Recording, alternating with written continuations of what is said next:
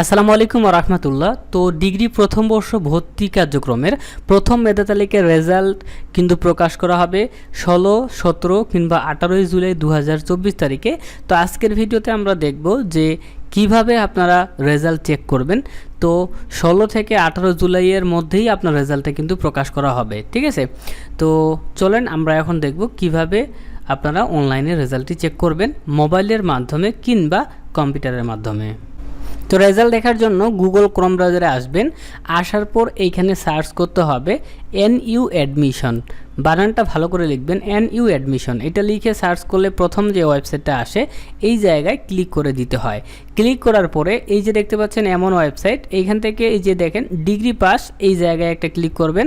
তারপর একটু নিচে আসলে দেখতে পাচ্ছেন এই যে কালো অক্ষরে লেখা আছে ডিগ্রি পাস, এটার 3 নাম্বার লাইনটা দেখেন degree pass applicant log in, ঠিক আছে। এর পাশে দেখতে পাচ্ছেন ডিগ্রি পাস অ্যাপ্লিক্যান্ট লগ ইনের পাশে ক্লিক হেয়ার, এই ক্লিক হেয়ারে ক্লিক করতে হবে, ঠিক আছে।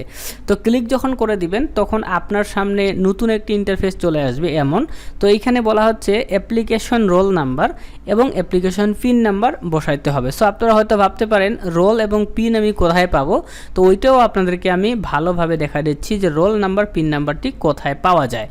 তো আপনারা দেখতে পাচ্ছেন স্ক্রিনে এর এমন একটা অ্যাপ্লিকেশন কপি আপনাদেরকে দেওয়া হয়েছিল অনলাইনে আবেদন করার সময়।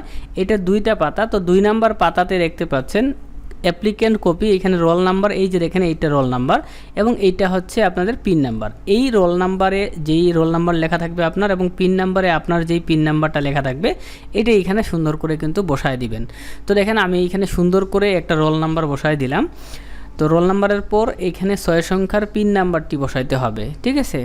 তো এইগুলা সব কিছু বসানো হয়ে গেলে আমরা এই যে দেখেন লগ ইন বাটন, এই লগ ইন বাটনে ক্লিক করে দিব।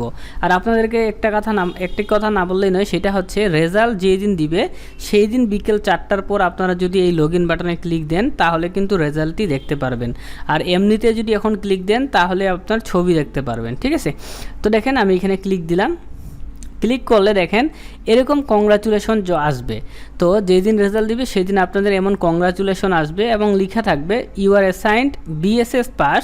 আপনি যদি BSS এ চান্স পান তাহলে BSS, BA-তে চান্স পেলে BA, BBS চান্স পেলে BBS, BSc-তে চান্স পেলে BSc লেখা থাকবে এবং কোন কলেজে চান্স পেয়েছেন সেই কলেজের নামটাও কিন্তু এখানে সুন্দর করে লেখা থাকবে। মোট কথা এমন ইন্টারফেস থাকলে বুঝবেন আপনি চান্স পেয়ে গেছেন।